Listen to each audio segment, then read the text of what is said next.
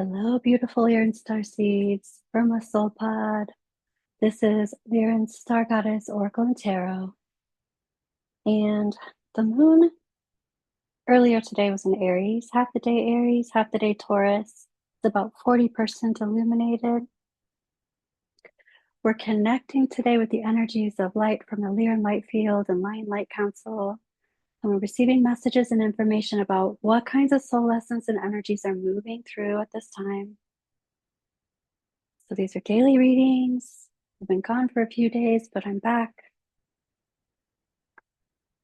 Whenever you see these readings, that's when you're meant to see them. Divine timing, no coincidences, only synchronicities. So connecting with me and connecting into the Lyran light field, I'm in agreement with Source and only Source. I'm in alignment with light and only light. And sorry for the glare on the cards. I'm going to fix that.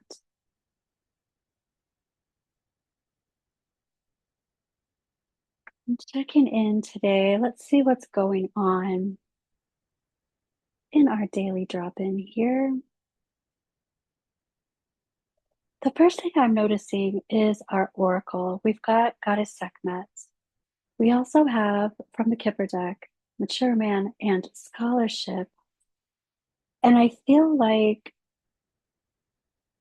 there is energy of kind of a mentorship. This could be a feeling of someone or some kind of cause or class or devotion. It could feel like somebody is mentoring you, but this could definitely be you being the mentor. This can also be a Lyran Star Goddess guide, a Lyran Light Council guide, Sekhmet coming in as your guide, coming in as mentor, having something to do with learning new things about, galactic history, your galactic history. You could be learning about your galactic Akashic records. That's what it feels like. He's sitting in front of a library. He's looking at this globe, but he's outside of the globe, like outside in the universe, universal lifetimes. Um, right now I actually am feeling that someone is a Lyran starseed that had Syrian lifetimes.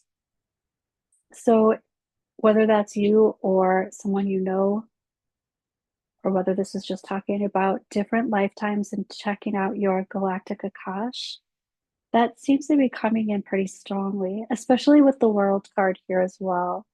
The Chariot reversed at the heart of the situation with the World would be talking about some things that have not been discovered yet, having to do with these galactic Akashic lifetimes. So it is about diving into that and finding those, finding some messages for yourself personally. And you can do this by calling in your guides and asking them to show you the Akash. Clear your space, ground, make it your intention to only be in your space and to connect with the Galactic Akash. We do that with our transpersonal senses. That is something that we can do easily and effortlessly. We have access to those files, to those records. So don't feel like you have to be a certain way or a certain being in order to do that. You have that connection happening now and into the near future. Here's the Six of Cups. This would be connecting to those past life forces, those past lives in a really nostalgic way. This is about finding soul pod, finding galactic soul pod, finding people, finding your people. People just who recognize who you are. And the big picture is about the flow of that, your flow with the universe, your flow with who you are. And I want to say that I really do not feel like this is an accident. 3D life is not an accident, it is a choice. It's just that once we get here, we're like, what the hell? It's hard. It's hard to be 3D, especially when you've come from 4D, 5D. 12D. But there's reason for this. And we come here for different reasons. But we do come here with a purpose. And shining light on sovereignty and shining light on the path to knowingness and trusting self is a huge part of that purpose, flowing with that. So, coming from this place of answering the call, which makes complete sense to me, advice is talking about the King of Swords getting extremely clear on purpose, on your ways of being, your ways of being purposeful. There's a soul lesson here having to do with the crack. I want to say a crack in the field, which when I was doing the Cancer birthday reading, which is for Sun, Moon, Rising, and Cancer for Lyran light seeds, but also just for checking out and excavating your water houses in your natal chart. But that came up in the heart of the situation. The Four of Wands reversed. So a crack in the field, which means there's some mending to do with the field, and you have complete access to mend your auric field with your intention. Look at it clairvoyantly with your transpersonal senses, feel it, see it, know it, and clear it, heal it. If you see any bruises, if you see any openings or cracks or holes or rips or tears, seal it up and make it look exactly the way you want it to look. Fill it with energy and frequency and color that you choose, and be in that space that you have created. So this soul lesson is about the crack in that foundation or that field and mending it, fixing it, not building on top of it until you have that foundation exactly the way you want it to be. The Four of Wands reversed to me is the foundation that the tower is built on, whether it's proper or whether it's reversed. If it's reversed, though, you're building a tower on top of a crack the tower's gonna come down. So this soul lesson is about the gamut of that. Building on a cracked foundation versus all the way to the other end, building on a completely solid foundation, and then everything in between. And what we need to know about the foundation of every situation within those soul lessons. In the past, it looks like there has been some expansiveness. There has been some knowledge understood, created, gained, gleaned. There's been gnosis. There's been victory when it comes to learning about soul lessons, learning about orientation or origin in this lifetime. And there's something, I'm hearing there's something that wants to be challenged. Yay? That can be scary, but that can be so powerful.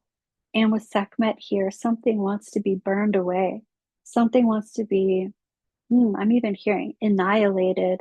I feel like this crack in the foundation wants to be annihilated. Maybe the whole foundation wants to be just blown up, burned down, so that a new one can be built that is solid, safe, and secure.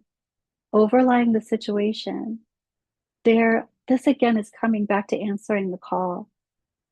The Page of Cups is picking up that call. It's like the game of telephone. The Page of Cups is saying yes to living in two different worlds at the same time, the Two of Pentacles.